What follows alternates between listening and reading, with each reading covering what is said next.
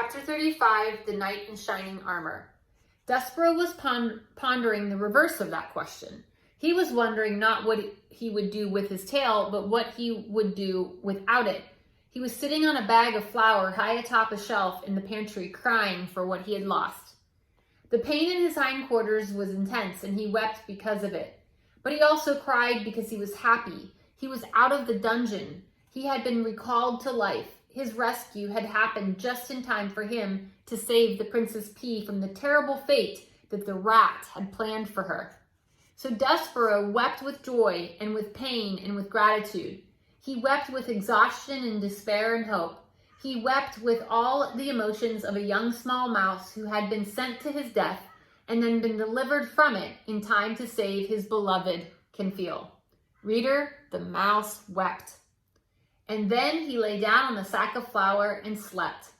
Outside the castle, the sun set and the stars came out one by one and then disappeared and gave way to the rising sun, and still Despereaux slept.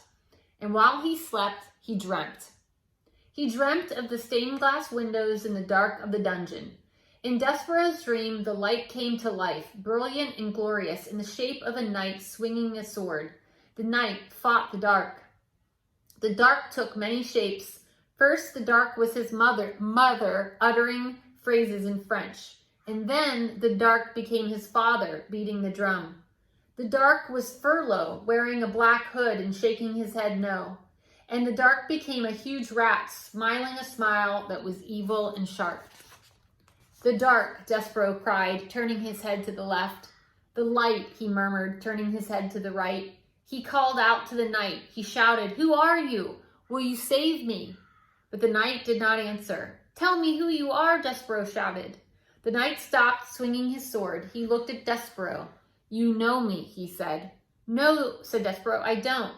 "You do," said the knight. He slowly took the armor off his head and revealed nothing, no one. The suit of armor was empty. "No, oh no," said Despereaux. "There is no knight in shining armor. It's all just make-believe, like happily ever after." And in his dream, reader, the small mouse began to cry.